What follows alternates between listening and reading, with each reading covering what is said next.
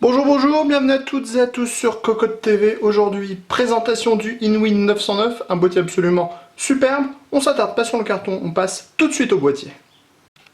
Nous voilà donc devant le 909 qui n'est autre qu'une réplique du 904, mais en gros en full size et sans limitation que ce soit au niveau de la hauteur du ventirad CPU, des radiateurs de water cooling puisqu'on peut aller jusqu'à 360 mm par exemple. Au niveau du style donc ça ne change pas, on a cette grande partie en aluminium, une seule pièce qui fait tout le tour du boîtier. Donc conception unibody, on est sur du 4 mm d'épaisseur, on a un laser cut sur le côté, un brossage en aluminium, c'est absolument superbe, il n'y a rien à dire ou redire, et ça on le dira à chaque fois avec les produits Inwin, car clairement on a une qualité de fabrication qui est au-dessus de la moyenne. Donc, partie en aluminium, et si on se déplace un petit peu plus à l'avant, on a ici le logo Inwin qui s'illuminera une fois que vous aurez allumé la machine en appuyant sur ce petit bouton. Car le panneau de contrôle se trouve sur le côté. On a donc le Power On, les diodes d'activité, un USB 3.1 type C, 3 USB 3.0, les entrées-sorties audio, et ici le dispositif pour allumer et éteindre les diodes. Sur les côtés, on le sait chez Inwin, on a une vitre en verre trempé à gauche comme à droite. Pour le moment, on ne va pas voir grand chose d'ailleurs du boîtier puisque tout est caché derrière ces deux vitres. Alors en fait, le plus simple sera de revenir tout à l'heure au niveau du châssis quand on passera à la partie interne du boîtier. Alors ensuite, on a la partie arrière qui, elle, est démontable. C'est pas très compliqué, on a des vis à main. On tire et donc ça donne accès à l'arrière et au slot d'extension. Sur cette platine, on va trouver 3 emplacements en 120 mm ou 2 emplacements en 140 mm. Vous regardez, franchement, c'est une pièce absolument superbe, c'est de l'orfèvrerie au niveau du boîtier. À remettre en place, c'est très simple, on a les vis à main qui restent en place. Donc ici, on a la sortie pour pouvoir passer ces câbles.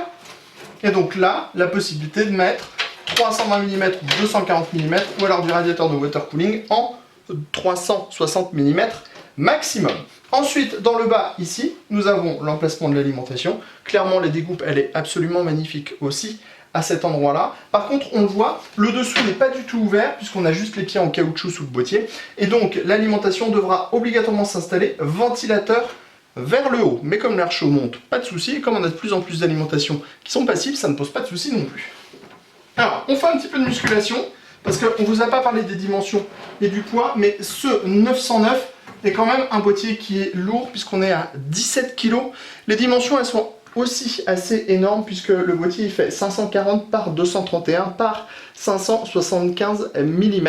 Donc autant dire que c'est du bon gros boîtier, mais c'est du bon gros joli boîtier.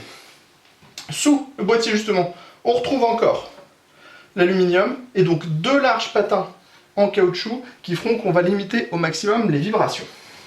Si on se place ici, on voit qu'on a un évent et en fait en dessous on a un filtre magnétique qui protégera 2 emplacements en 120 mm qui sont également compatibles en radiateur de water cooling de 140 mm, mais pour ça on va y revenir. Pour revenir à ça, on va mettre le boîtier en position classique et on va démonter les portes. Alors pour démonter les portes, rien de plus simple, on a des vis à main. Donc on enlève les vis à main.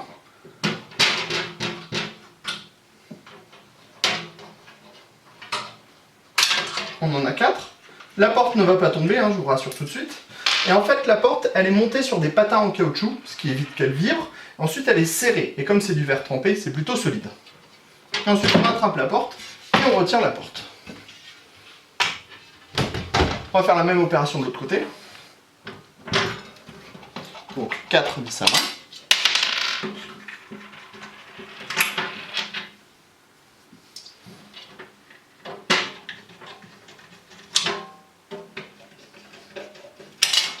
On prend la porte, on la tire et elle se défait. Alors vous allez voir, à l'intérieur, il y a un petit peu plus de choses à raconter avec ce 909. Tout d'abord, la compatibilité, on est sur du EATX au niveau de la carte mère, ce qui veut dire qu'on pourra mettre quand même une carte mère relativement conséquente en taille. Alors, on vous place bien le boîtier. Voilà, comme ceci, ça semble plutôt pas mal. Alors, on va commencer avec cet espace ici, qui est donc l'espace de la carte mère. On l'a dit, compatibilité EATX, accès backplate, passage dans le haut, et on a des passages un petit peu partout pour mettre les différents câbles. Ensuite, sur le dessus, on a cette platine, qui est donc la platine qui contient les paniers pour les disques durs. On en a 4. Ils sont compatibles 3,5 pouces et 2,5 pouces. On pourra donc mettre 4 HDD ou 4 SSD. Ici, on a un passage. Là aussi, donc on pourra, si on a besoin, mettre des câbles, apporter des câbles. Et on a également de la place derrière, mais on va y revenir. Ensuite, si on se place à l'avant, ici, on a 2 supports qui sont donc démontables, qui sont maintenus avec une vis à main, qui sont compatibles 120 et 140 mm. Ici, on aura la possibilité de mettre du radiateur de water cooling en 240 et 280 mm. Si on continue un petit peu plus bas, on retrouve encore le même dispositif. Vous voyez, on en a 2, 120, 140 mm. C'est filtré par en dessous. Par contre, au niveau de la compatibilité, on est en 240 mm maximum pour le radiateur de water cooling. Ici, on a donc le panneau de contrôle, on en a déjà parlé. L'emplacement de l'alimentation, 220 mm maximum, avec, on le voit, une sortie ici pour pouvoir passer des câbles, mais aussi passer des câbles à cet endroit-là. Ici, on a l'arrière du boîtier. Alors l'arrière du boîtier, il est en fait un peu en 2 parties. On a la partie arrière, où on pourra mettre le radiateur de water cooling et plein de ventilateurs en 3x120 ou 2x140 mm ou radiateur de water cooling en 360 mm ou 280 mm. Mais on a aussi cet espace ici, avec ici un passage dans le haut, ici un emplacement pour un ventilateur de 120 mm, l'accès backplate de la carte mère, 1, 2, 3, 4, 5, 6, 7, 8 slots d'extension avec un montage par vis. Il est dommage qu'on n'ait pas des vis à main. Pour cette partie-là, on a fait le tour et on va donc maintenant passer à l'arrière du boîtier parce qu'il y a pas mal de choses à voir aussi. Tout d'abord, on a un bon espace pour le cable management. On a 2,5 mm, ce qui laissera amplement assez de place pour tous les câbles. On le voit à l'arrière des plateaux des disques durs ou des SSD. On a des passages, donc on pourra faire quelque chose de très propre avec les câbles qui ressortent directement ici. On a pas mal de trous à plein d'endroits, ce qui permettra par exemple d'installer des colliers.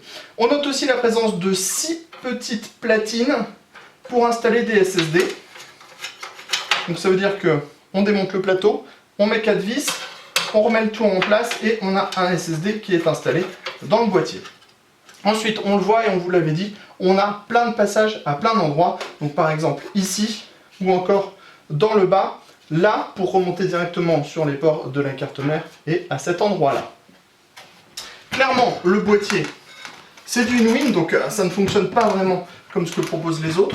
On vous redira encore une fois que la finition, elle est absolument exceptionnelle. La peinture est toute beauté. L'aluminium est extrêmement bien travaillé avec un rendu qui est juste sans équivalent pour le moment chez les autres marques. Alors, on n'a pas encore le tarif puisque le boîtier n'est pas encore arrivé en France. Cela ne devrait tarder et dès qu'on aura le tarif, bien sûr, on vous proposera ce dernier. Ensuite, on vous proposera bien sûr un test complet de ce boîtier avec un avis sur ce InWin 909. Sur ce, on vous dit à très bientôt sur Cocotte TV pour des nouvelles vidéos de présentation et sur cocoteland.com pour tous nos tests.